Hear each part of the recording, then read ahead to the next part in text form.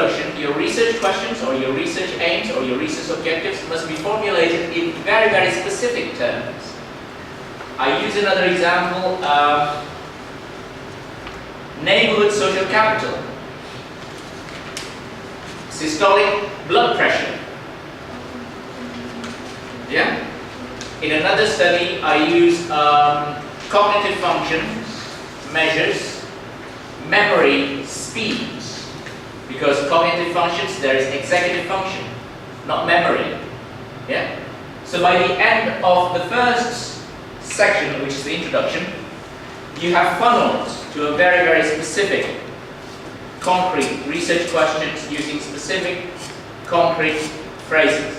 Right. Now, say disaster. Yeah? Is disaster a general or specific? General. At the end of the introduction, you must use specific terms. Yeah? Earthquakes, tsunamis. If you cover both, mention both. You do not end the first section still on general terms. Yeah? Non-communicable diseases, is it general or specific? General. By the end of your introduction, what must you use? Give examples. Do you understand? Yeah? Okay? Non-communicable diseases. By the end of the first example, cardiovascular events. By the end of the introductions, we say cardiovascular events, like arrhythmia and so on and so forth. Yeah? So, you begin with the general, and by the end of the introduction, your research questions, your research objectives, your research aims, your research goals must be specific. Yeah? Now, how do I do that? Here is the hard part of, generally the introduction and discussions are the hardest part in a paper. Yeah? I talk about introduction now, but in practice, I write introduction usually last. Yeah? Not everybody does it like that. Yeah? Some people write introduction first, but I want to tell you that writing introduction is not easy. Yeah? Writing introduction is not easy. Why? Because this funneling is what makes it hard.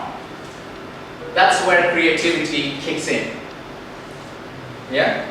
Now, usually, actually, the literature helps a lot. What does it mean?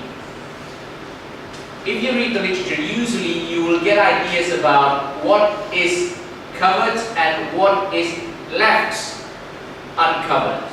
For instance, you remember earlier I focused on financial indicators of decentralization? Yeah? I did not talk about, say, satisfactions in decentralized managed hospitals. Yeah? Is it fair that people should be asked whether decentralized hospitals give satisfactory services or not? Yeah? Is it fair? Is it fair to focus on measures of depression that is not CES-D? Is it fair? It is fair because this is actually an American scale. This is not a developing country scale. Okay? Yeah? Do you understand? Yeah. How do I know that? By reading and by being sensitive. Sensitive to what? Sensitive to what is not said. Do you see now? Sensitive to what is not said. And let me tell you, there is no intention to mislead you. Research articles are limited and therefore they cannot tell you everything, including things that they are not going to research. Like this, I do not research the WHO scale. Yeah? I do not mention it. But surely, if you look at risk-assessment 2013, that's using WHO scale. Yeah? So there you end up with the WHO scale. Okay? So, to funnel, to build Jorong, it is like you chip in and throw away what's not in there. What does it mean? You identify gaps in the literature. Yeah? Remember, mental disorders in developing countries. Remember that earlier? And in the middle, what should we talk about? The gaps. Yeah?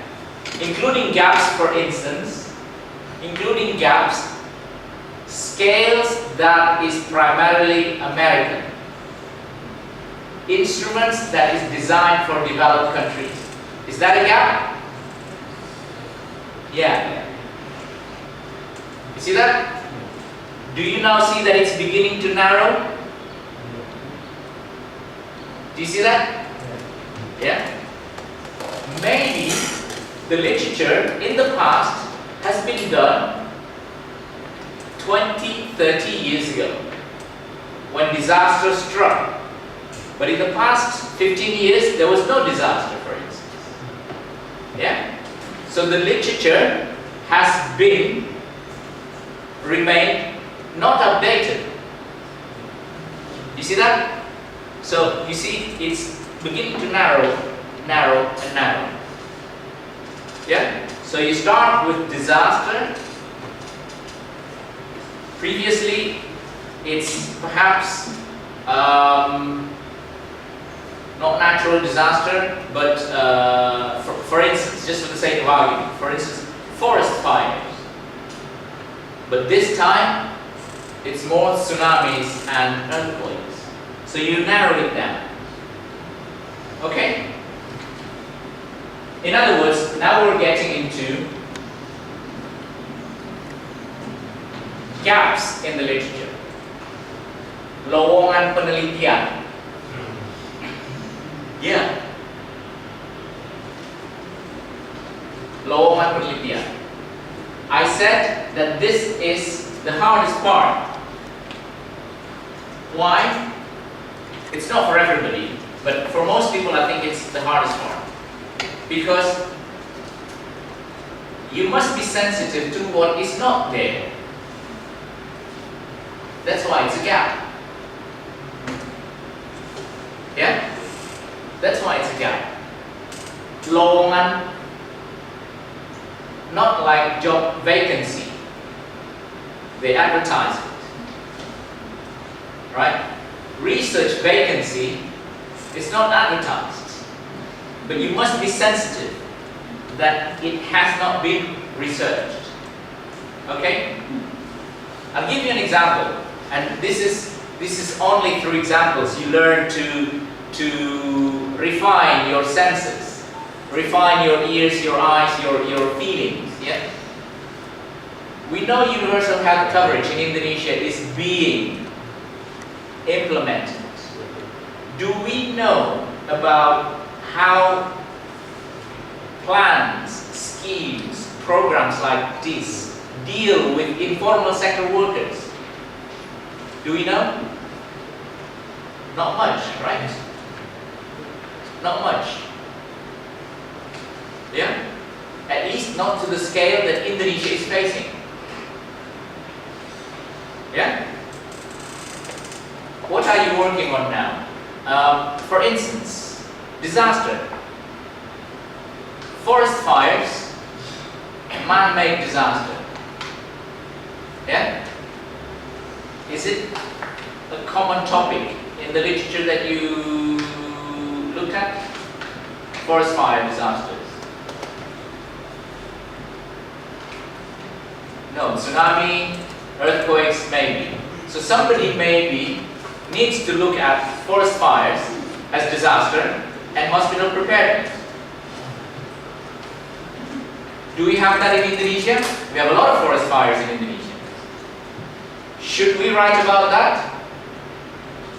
As long as we have forests, maybe we should write about that. Yeah? So, identifying lawman gaps from the literature requires you to read a lot, requires you to be sensitive to what is not said, and this is what I find in Indonesia lacking. And I want to somehow institute it. Do you have seminar group, say every 2 weeks, where people present their results, where people present their research? No? Not yet, okay. Now, what I found is this practice where someone presents, someone motivate their work, tell you the results, and give you their interpretation, however limited, sparks conversation and identifies gaps. Have you looked at that? Disaster, earthquake, tsunami. Have you looked at forest fires? Mental health, mental disorders. I use GHQ. Have you looked at WHO? Have you looked at CESD? If you try to identify by yourselves research gap in your area, it's very hard to do. But if you talk with other people, sharing your findings, sharing your plans, sharing your data, sharing your method, during the course of presenting, responding, discussing, ideas come up and say, that may be an interesting gap. That is a vacancy. That is a weakness. That is a shortcoming. That, in other words, a potential research question. Do you see that now? Do you see how we start from a broad and slowly narrowing down to the narrow, specific, concrete question? You see that? Yeah? Okay. One last point on this. You all have a copy of a paper by Gary King called Publication. Yeah? This is essentially a trick that has proven to be useful. He's a professor of political science at Harvard University, a very prolific writer, excellent researcher, and he used to teach, and he still does. So this is one practice that he teaches in his class. What he says is, and I apply this to all my students, believe it or not, get one paper, replicate it, and just change one or two things. And write your results as if it's a new paper. You then focus only on the things that you change. Bukan? Yeah? So all my PhD students are required to do this. On their first 3 months, I ask them to identify 5 papers. They come to me and they tell me, here are the 5 papers, and I find them interesting. And out of the 5, this one I want to replicate. And part of my replication, I want to change just 1 or 2 aspects. We discuss it. Yeah? We discuss it. And then, that will help him or her to publish. Believe it or not, this paper is actually that. With a twist, but this is basically that. This is actually based on a study by Gindo at the World Bank. Yeah? So I asked Mas Wulung to replicate. He's so good, I asked him not only to change one or two aspects, but three aspects. I mentioned earlier that Gindo did study Indonesian data. Yeah? So Wulung went on to study Indonesian data. Gindo studied using GHQ inspired. Wulung did SESD. Yeah? Because all my students, I trained them advanced econometric. Gindo did OLS, ordinary least squares. I asked him to use a different method. You see the three elements that he changed? But it is essentially a replication. It's about Indonesia, it's about mental health, it's about poverty. What aspect did he change? The methods. But everything else is the same. The instruments from GHQ to SESD, how hard is that? We have different measures, right? Yeah? Say hypertension. Yeah? We have systolic blood pressure or diastolic blood pressure. Some people use above 140. Yeah? Why do you not use just the whole number? So instead of logistic regression, you use linear model. Does everybody understand that? The difference between the two? Yeah? Roughly, understand that? Roughly? So, you change the model.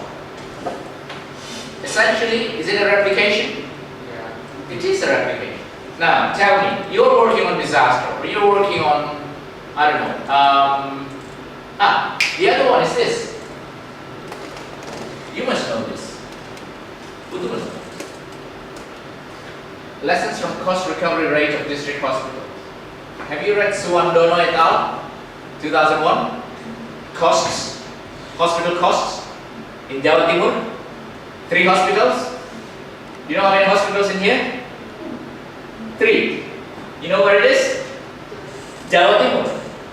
What's the difference? 10 years later. This is exactly that. Kok bisa terbit? It was published because of the bad news. Using data 10 years later, there is no improvement. And this is health policy and planning. You know the impact factor? It's big. It's very hard to get it through. But it is hard simply because of the language. Yeah? I trained them to master the language at the same time, not the subject. So that's a trick in here. It works. Replicate. You have health-seeking behavior. Yeah? Are there studies on health-seeking behavior in developed countries that you can use as a master replica? Have you ever thought of looking for one? There is one in China. Thailand. There is one in Thailand. Pardon? Thailand, India. Okay. Let's look at the Thai one. How big is the sample? Less than 5,000. Less than 5,000. Okay. How complex is the design? How many attributes? How many choices? Is it more or less? Yours? Less. So you have how many choices? They have health-seeking behaviors, by the way. Different options, and each options have attributes, and then they choose, yeah? Okay. Sorry, I didn't mean to put you on the spot, but the point being here is you look at replication potential, and then think hard about what are the 1 or 2 things that I can change and improve. And improve. Yeah? And you must improve. If you can't, ask me. I know econometrics. If you need software, ask us. Ask Pak, someone ask Pak.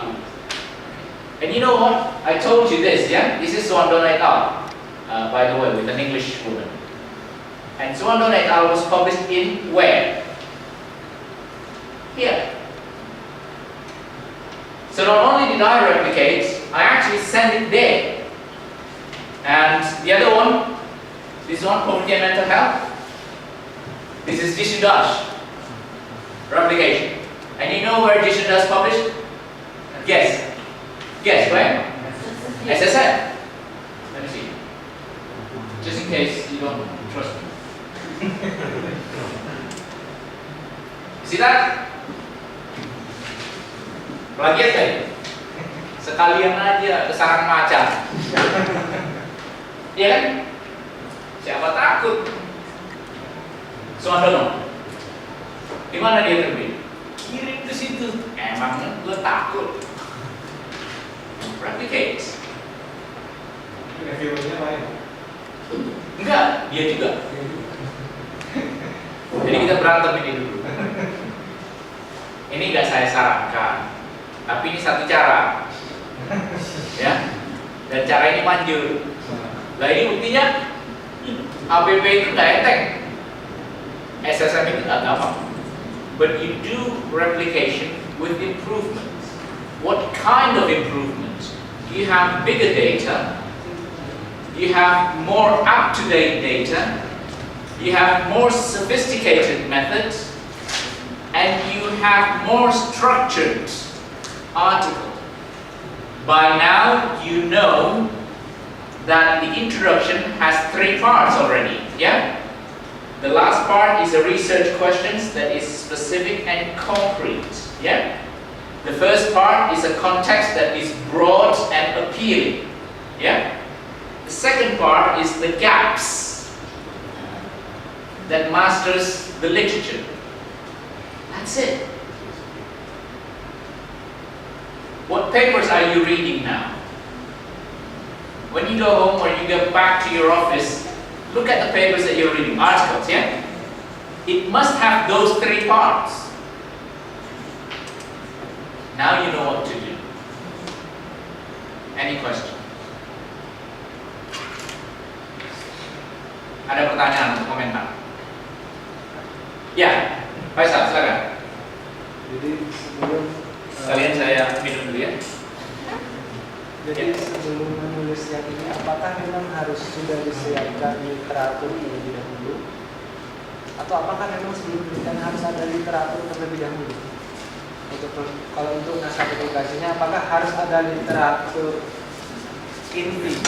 Literatur inti yang Good. Here is a good question. The answer is yes. But what does it mean by literatur inti? That was the question, yeah? Okay? Ngomong-ngomong, kawan-kawan yang dari Udana dan dari Ilmiah bisa nanya juga atau komentar.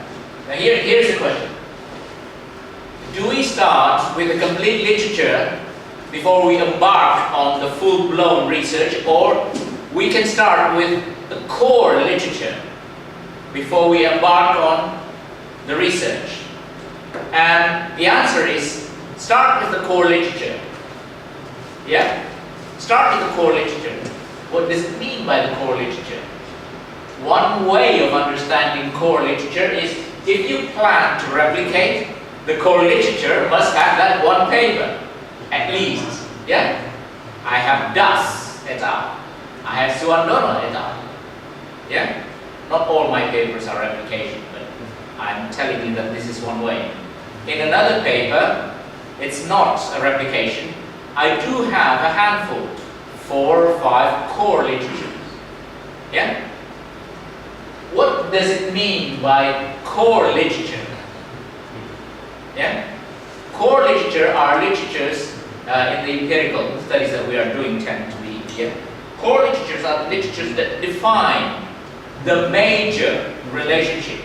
When I say social capital and health, I know the core literature, Berman and Kawachi, because Kawachi is my collaborator, so I know. Yeah?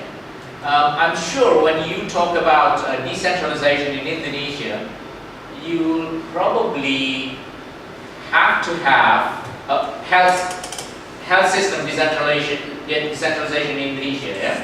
I'm pretty sure you must cover Tom Bossett's papers. He writes a lot about decentralization and has health system and fiscal capacity in Indonesia. Tom Bossett's. I don't know your field, but whenever you choose a field, you have a core set of literature, 4 or 5, that defines the boundary, the major, broad boundaries of the literature. And then you embark, you start, you do your research. But you don't stop there. You don't stop there. You are more than likely, in fact, in my case, you are always likely to go back and add more literature later on, because data, analysis, results often throw up findings that you don't know how to interpret. And that finding forces you to go back to the literature to find out what is going on here. Do you understand? Does that answer your question? Yeah? By the way, this is also an illustration reinforcing the principle of writing that I mentioned earlier. That is, when you write an article, it is not like you write how you did the research. It's the other way around. Yeah? Remember? Earlier I mentioned, yeah? You did your research starting from specific, but when you write articles, it's the other way around. Yeah? It's the same here. You have core literatures, you do your analysis, get your results, and you have problems interpreting. And you go back to the literature finding more, richer, more complete literature.